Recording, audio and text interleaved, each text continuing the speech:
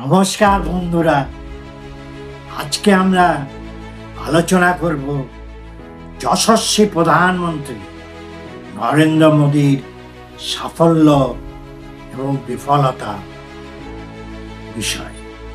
নরেন্দ্র মোদী শুধু একটা নাম নয়, তিনি শুধু একটা দেশের প্রধানমন্ত্রী নয়, তিনি 120 কোটি হিন্দুর ভগবান, তিনি বিষ্ণুর আর এক অবতার। তিনি একটি নাম নয়, তিনি একটা যুগ। সে যুগ হচ্ছে অমৃতকালের যুগ। তিনি সেই যুগকে নিয়ে এসেছেন ভারত ভূমিতে। অমৃত উপচে উপচে পড়ছে এখানে। তিনি শুধু প্রধানমন্ত্রী নন, তিনি বিশ্বগুরু। সারা পৃথিবী তার পায়ের কাছে নত হয়। তিনি এক মহাপুরুষ। তিনি নিজেই মনে করেন কখনো কখনো তিনি নন বায়োলজিক্যাল। তিনি রক্ষা করতে এসেছেন হিন্দু সমাজকে। তাই আমি যখনই যত গরিব হিন্দুকে জিজ্ঞাসা করেছি, খেটে খাওয়া হিন্দুকে জিজ্ঞাসা করেছি, তারা বলেছে মোদী ভগবান। মোদী না হলে আমাদের হিন্দু সমাজ বিপন্ন হয়ে যেত। 14% মুসলিম, 80% হিন্দুকে উড়িয়ে ভারতবর্ষ দখল করে নিত। এদের আমি বলতে পারিনি যে 500 বৎসর মুসলিম শাসনে ভারতে কিন্তু হিন্দুরা ডুবে যায়নি, তারা সবাই কনভার্টেড হয়ে যায়নি। হিন্দুরা সংখ্যাগরিষ্ঠই ছিল মুসলিম শাসনের 500 বৎসর। আর এখন স্বাধীন ভারতে, যেখানে 47 সাল থেকে প্রধানমন্ত্রী সমস্ত হিন্দু, সেখানে হিন্দুরা বিপন্ন হয়ে পড়বে 14% মুসলিমের কাছে। এটা একটা বিস্ময়কর মনে হচ্ছে আমার কাছে।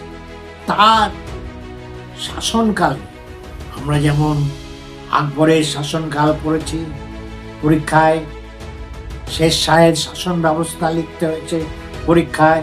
তখন তো সাবজেক্টিভ প্রশ্নপত্র ছিল, 15 নম্বর 20 নম্বরের সব প্রশ্নের উত্তর দিতে হতো।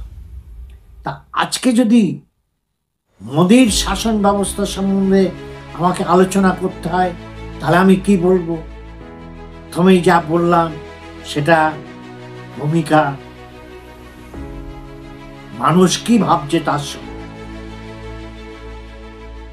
এবার আমরা একটু মূল আলোচনায় যাই যে নরেন্দ্র মোদী সত্যি কি করেছেন দেশের জন্য, সত্যি কি অমৃতকাল তিনি নিয়ে এসেছেন।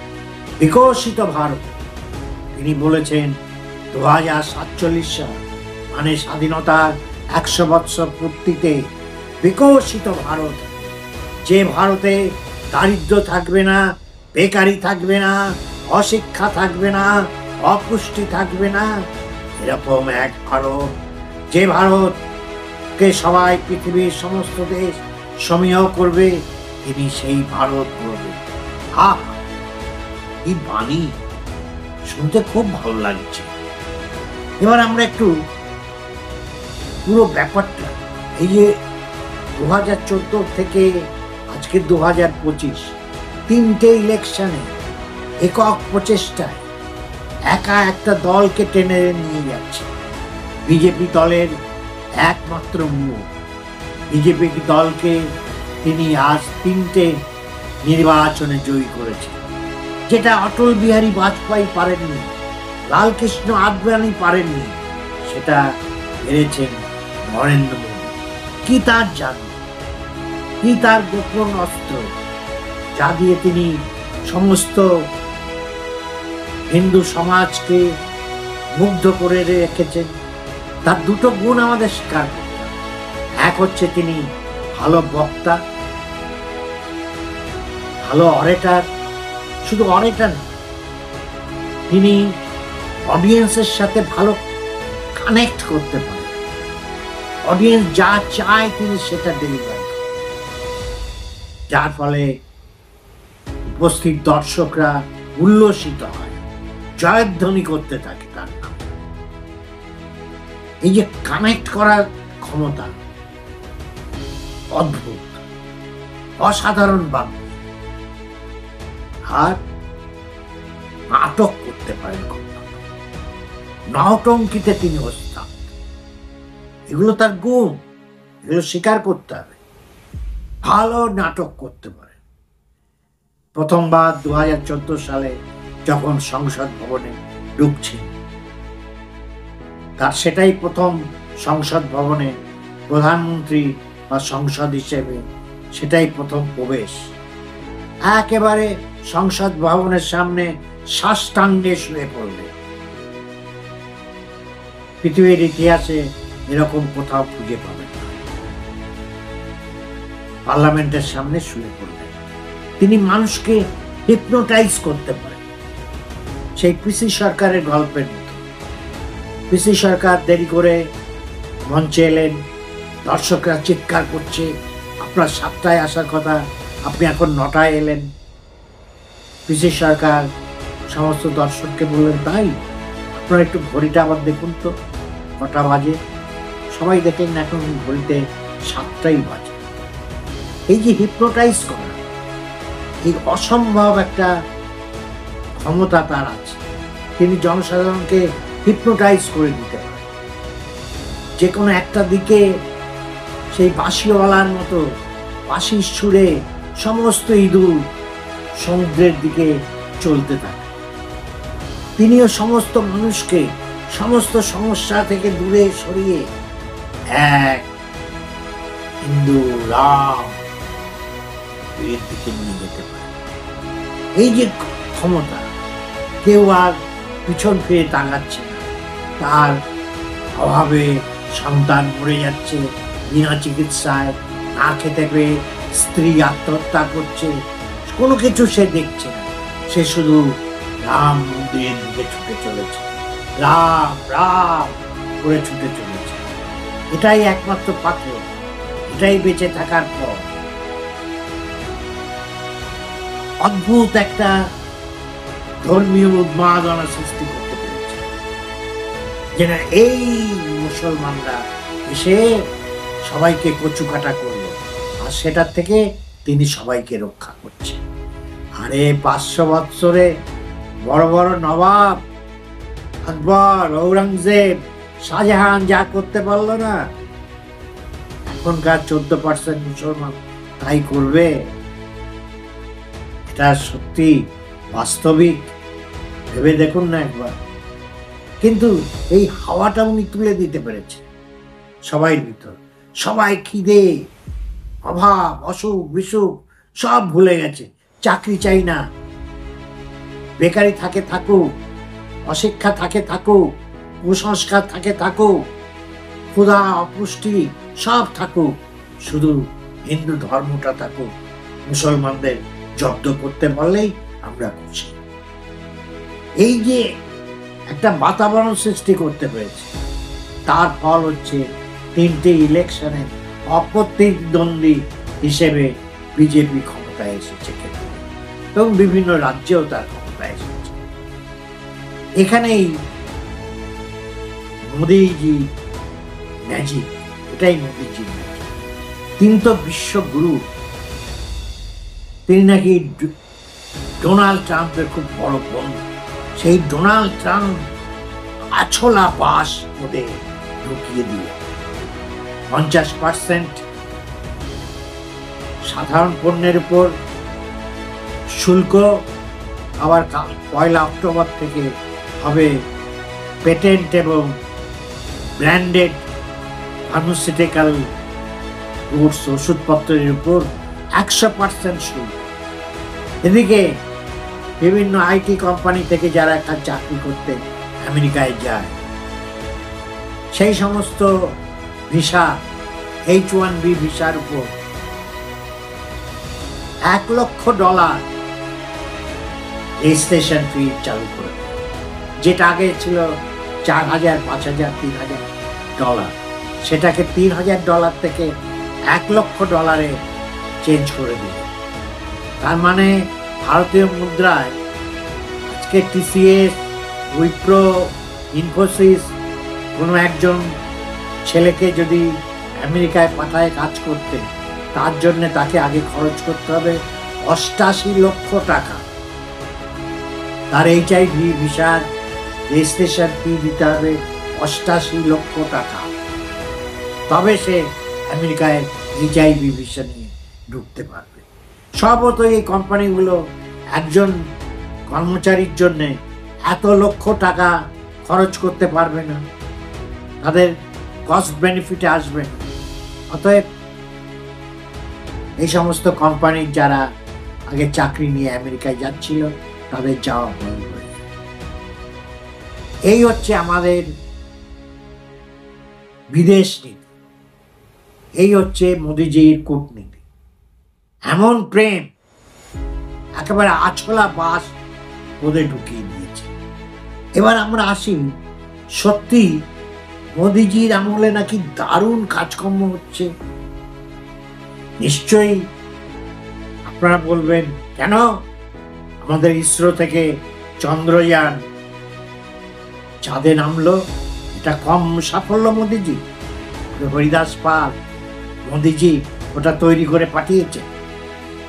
তাহলে তো রবীন্দ্রনাথ ব্রিটিশ পিরিয়ডে নোবেল প্রাইজ পেয়েছে, তাহলে বলতে হয় ব্রিটিশ শাসনের সুফলে রবীন্দ্রনাথ নোবেল প্রাইজ পেয়েছিল। হরিদাস পাল, সত্যি কি এটা স্বর্ণযুগ? সত্যি কি এটা গুপ্ত যুগের মতো সাফল্য এসেছে? তা আমরা প্রথমে আলোচনা করি মোদিজির শাসনকালের কয়েকটা উল্লেখযোগ্য ঘটনা। 2014-তে শাসনভার গ্রহণ করার পরে মোদিজি 2016 সালে নোটবন্দি করলেন, 500,000 টাকার নোট বাতিল করলেন। মানুষ কাতারে কাতারে ব্যাংকে লাইন দিল, কিছু লোক মরল।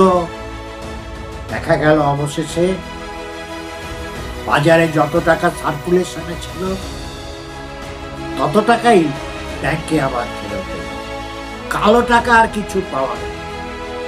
উনি বলেছিলেন নোট বাতিলে কালো টাকা, ঘুষ এ সমস্ত বন্ধ হবে। তারপরে দেখা গেল লোকের বাড়িতে কোটি কোটি টাকা মজুদ হয়ে আছে। তিনি বলেছিলেন নোট বাতিল হলে জঙ্গি কার্যকলাপ কমবে। তারপরেও দেখলাম কাশ্মীরে নিয়মিত জঙ্গি হামলা হচ্ছে। এবং আমরা যদি একটা স্ট্যাটিস্টিক্স তাহলে দেখব গত 10-15 বছরে যত জঙ্গি মারা গেছে, তার থেকে আমাদের সৈন্যবাহিনী, বিএসএফ এর কর্মীরা বেশি মারা গেছে। এই হচ্ছে নোটবন্দির সাথে।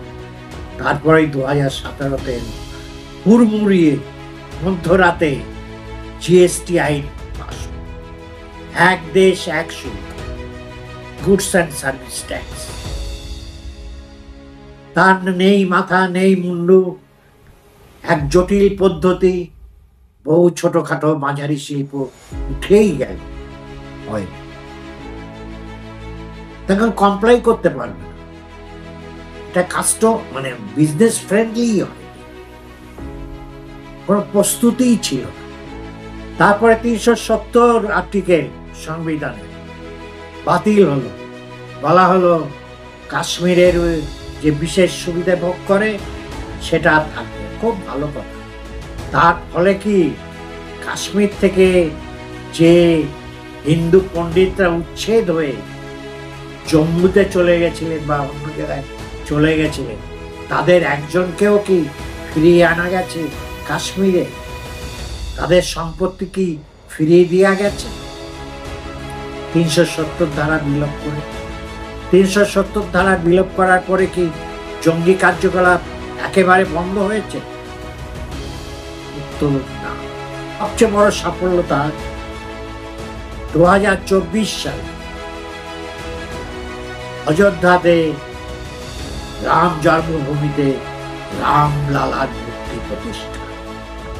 আহা, সে কি আনন্দের দিন, সে কি সাফল্য আনতে!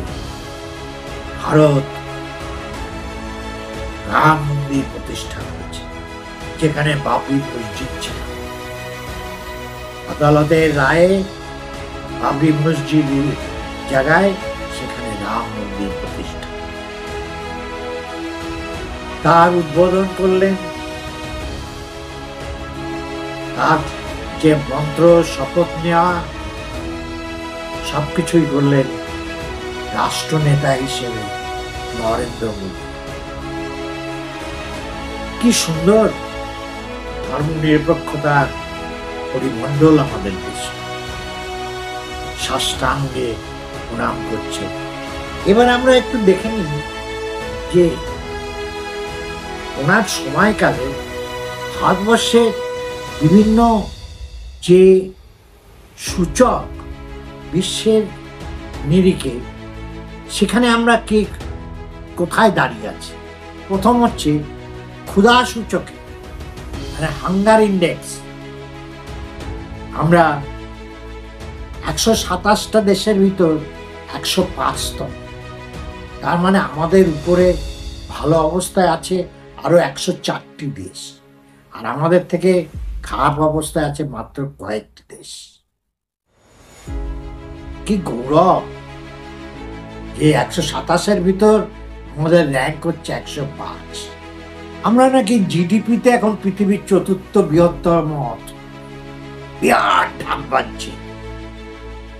পৃথিবীর বৃহত্তম অর্থ, 4র্থ বৃহত্তম অর্থ। আর লোক বেশি, প্রত্যেকে 10 টাকা 20 টাকা 5 টাকা আয় করলেও সেটা টোটাল জিডিপিতে যায়। 144 কোটি লোকের ইনকাম টোটাল জিডিপিতে যায়। তাই স্বভাবতই জিডিপির আয়তনটা বড়। কিন্তু এবার যদি আসল হিসেবে যাওয়া যায়, ওই জিডিপিকে জনসংখ্যা দিয়ে ভাগ করা যায়, তাহলে বেরোয় হচ্ছে পার ক্যাপিটা ইনকাম। সেই পার ক্যাপিটা ইনকামে আমরা 197টা দেশের ভিতর 141তম। বোঝা গেল, 197টা দেশের ভিতর আমাদের র্যাঙ্কিং 141তম। তার আগে 140টা দেশ আছে। শুধু আপনি দেখুন, সিঙ্গাপুর, জাপান, এশিয়ার এই সমস্ত কান্ট্রি প্রথম 10টার ভিতর আছে। আর ফিনল্যান্ড, ডেনমার্ক, সুইজারল্যান্ড এরা তো আছে। অতএব আসল অবস্থানটা বোঝা যায় হচ্ছে পার ক্যাপিটা ইনকাম। এবার আমরা দ্বিতীয় ইন্ডেক্সে এলো, যে করাপশন ইন্ডেক্স, দুর্নীতি। এখানে হিসেব করা হয় যে সরকারি প্রতিষ্ঠানের দুর্নীতি, সেই দুর্নীতির সূচকে ভারতের অবস্থান 180টা দেশের ভিতর 96তম স্থান। আচ্ছা, ভারতবর্ষে প্রায় রাজ্য, কেন্দ্রশাসিত অঞ্চল এসব নিয়ে প্রায় 30টা মতো আছে। তার ভিতর ধরে নিলাম পশ্চিমবঙ্গে খুব দুর্নীতি হয়েছে, দুর্নীতি হয়, আপনারাও বলেন। তাহলে সারা ভারতবর্ষ নিশ্চয়ই নিট অ্যান্ড ক্লিন, কোনো দুর্নীতি নেই। তাহলে ভারতবর্ষের অবস্থান 180টা দেশের ভিতর 96তম হলো কেন? আর আজ মোদিজিকে একটু উত্তর দিতে পারবেন, কোথায় এত দুর্নীতি? পশ্চিমবঙ্গের একার দুর্নীতিতে তো আর ভারতবর্ষের টোটাল দুর্নীতি কিছু এসে যায় না। ভারতবর্ষের লোক সংখ্যা, পশ্চিমবঙ্গের লোক সংখ্যা 10 কোটি 12 কোটি, সারা ভারতবর্ষের লোক সংখ্যা 144 কোটি। অতএব পশ্চিমবঙ্গের দুর্নীতি দিয়ে তো আর ভারতের টোটাল চিত্রটা তৈরি হয়নি। পশ্চিমবঙ্গের দুর্নীতি নিয়ে সবাই খুব চিৎকার করে, হইচই করে। এটা একটু কাঁচা খেলা বলে, এলেবেলে খেলা বলে লোকের চোখে পড়েছে, সবাই জানতে পেরেছে, তাই এত চেঁচামেচি হচ্ছে। কিন্তু সারা দেশে ঠিক এই একইভাবে চলছে। কোথাও পর্দার আড়ালে, কোথাও টেবিলের তলে, কোথাও প্রকাশ হচ্ছে না, কোথাও সিবিআই, ইডি হানা দিচ্ছে না, তাই সেগুলো জানা যাচ্ছে। Human development index. Human development index কোনটা? মানে মানবিক উন্নতি, শিক্ষা, মৃত্যুহার, জন্মহার, শিশু মৃত্যু, এই বিভিন্ন যে ক্ষেত্রগুলো, এইগুলোকে বলা হয় হিউম্যান ডেভেলপমেন্ট ইন্ডেক্স। পুষ্টি, এই ইন্ডেক্সে আমাদের অবস্থা 193টা দেশের ভিতর 130তম। তার মানে আরো 129টা দেশ আমাদের উপরে আছে। এনভায়রনমেন্ট ইন্ডেক্স, আমাদের দেশে তো একদল মানুষ, কিছু আঁকি পাকা ছেলে পেলে আছে আর কিছু পাকা লোক আছে, তারা একেবারে প্রকৃতি রক্ষার জন্য জান প্রাণ লড়িয়ে দিচ্ছে। আমার পরিচিত কিছু আছে। পরিবেশের ব্যাপারে আমাদের অবস্থানটা কি জানেন? এই ছোকরাদের একটু জিয়া করবেন তো, যারা সারাদিন কোথায় যশোর রোডে একটা গাছ কাটা হলো, কোথায় কি একটু অসুবিধে করা হলো, নিয়ে কোর্টে যাচ্ছে, মামলা করছে, হই করছে, প্রকৃতি রক্ষা, পরিবেশ রক্ষা। এই করে তার ফল কি জানেন? 180টা দেশের ভিতর আমাদের অবস্থান 176, মানে আমাদের থেকে খারাপ আর মাত্র 4টে দেশ। 180টা দেশের মধ্যে আমাদের থেকে খারাপ আর 4টে দেশ, আমরা পঞ্চম অবস্থায় আছি। লজ্জা নেই। জয় মোদীজি।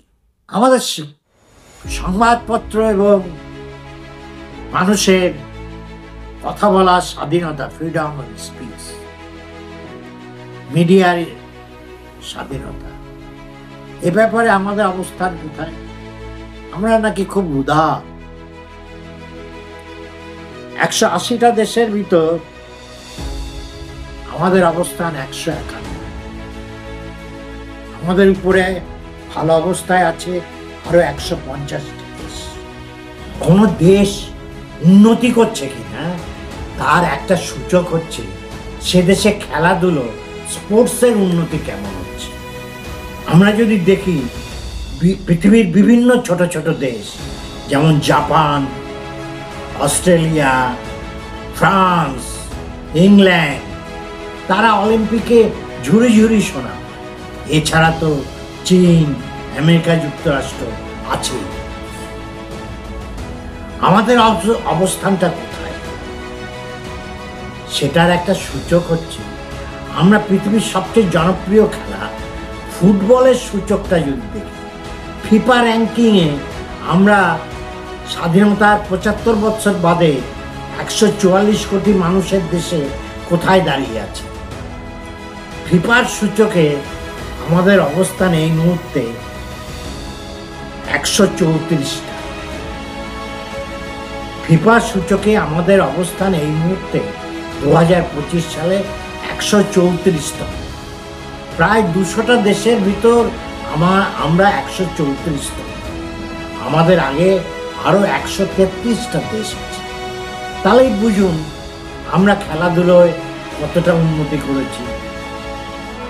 অথচ 1994 সালে কিন্তু ফিফা র্যাঙ্কিংয়ে আমাদের অবস্থান ছিল 94তম। সেটা নামতে নামতে আরো খারাপ হয়েছে, 134-এ আমরা পৌঁছে গেছি। আমি এই ইন্ডেক্সগুলো একটা টেবিলে দিয়ে দেব, আপনারা একটু পজ করে দেখে নিয়ে একটু ভাববেন যে কেন ভারতে কোথায় কি ত্রুটি, যে এই অবস্থা। আমরা কি নিয়ে, কোন ছাগল ছানা নিয়ে লাফাচ্ছি? ছাগলের 3য় সন্তান হয়ে আমরা লাফাচ্ছি। দেশের উন্নতি হচ্ছে, বুলেট ট্রেন হচ্ছে, চাঁদে রকেট গেছে। আরে বাল, তাতে আমাদের কি এসে যাচ্ছে? সাধারণ মানুষের কি এসে যাচ্ছে? সে নিয়ে কোনো প্রতিবাদ নেই, আন্দোলন নেই। বেসিক নিডসের ব্যাপারে, পোভার্টি, অশিক্ষা, দুর্নীতি, এ ব্যাপারে তেমন কোনো সংগঠিত আন্দোলন চোখে পড়ছে না। তার কারণটা কি সেটা নিয়ে আমাদের একটু ভাবতে হবে, ভাবার সময় এসেছে। আমরা চারপাশে দেখছি বাংলাদেশ, নেপাল, যুব সমাজ এগিয়ে আসছে, প্রতিবাদ করছে, কিন্তু কি মন্ত্রে ওই যে ম্যাজিক ধর্মীয় বিভাজন, ডিভাইড অ্যান্ড রুল ব্রিটিশ শিখিয়েছিল, সেই অস্ত্রটা আজকেও আমরা প্রয়োগ করছি, যার ফলে মানুষ এক হতে পারছে। আন্দোলন করবে কেন? মানুষের কাছে এখন ধর্মের সুশ্রীটা বড়। মুসলিম ভাবছে হিন্দু তার বড় শত্রু, হিন্দু ভাবছে মুসলিম আমার বড় শত্রু, হিন্দু ভাবছে আমি বিপন্ন, মুসলিম ভাবছে আমিও বিপন্ন। দুজনের এই বিপন্নতার সুযোগ নিয়ে রাজ করে যাচ্ছেন মহারাজ নরেন্দ্র মোদী, নবাব শাহেনশাহ নরেন্দ্র মোদী। মোদীর একটা দোষ হচ্ছে তিনি কারোর সমালোচনা সহ্য করতে পারেন, তিনি প্রতিহিংসা করায়। একটা নতুন শব্দবন্ধ তিনি চালু করেছেন, সেটার নাম হচ্ছে শৌরে নকশা। অর্থাৎ আমি আপনি সিস্টেমের বিরুদ্ধে, প্রশাসনের বিরুদ্ধে যদি কোনো কথা বলি, জাতীয় নিরাপত্তা আইনে আমাকে অ্যারেস্ট করতে পারবে, আমার কোনো জামিন হবে না, বিচারের আশা। কয়েকদিন আগে লাদাখে যে কিছু যুব সমাজ কিছু দাবিতে আন্দোলন করেছিল এবং তাদের একজন সোনাম ওয়াংচু বলে এক ব্যক্তি, তিনি এর একটা মুখপাত্র হিসেবে ছিলেন, মুখ হিসেবে ছিলেন। গতকাল তাকে জাতীয় নিরাপত্তা আইনে অ্যারেস্ট করা হয়েছে। এই যে সমালোচনা মোদী সহ্য করতে পারে না। আমি আবার আসবো নতুন একটা ভিডিও নিয়ে। ততদিন আপনারা সবাই সুস্থ থাকুন, ভালো থাকুন, আনন্দে থাকুন। আর আমার ভিডিও যদি ভালো লাগে লাইক করুন, শেয়ার করুন। আর যারা এখনো আমার চ্যানেলটি সাবস্ক্রাইব করেননি তারা চ্যানেলটি সাবস্ক্রাইব করুন এবং নোটিফিকেশন বেলটি বাজিয়ে দিন, যাতে এইরকম ভিডিও আপনারা আরও পেতে পারেন।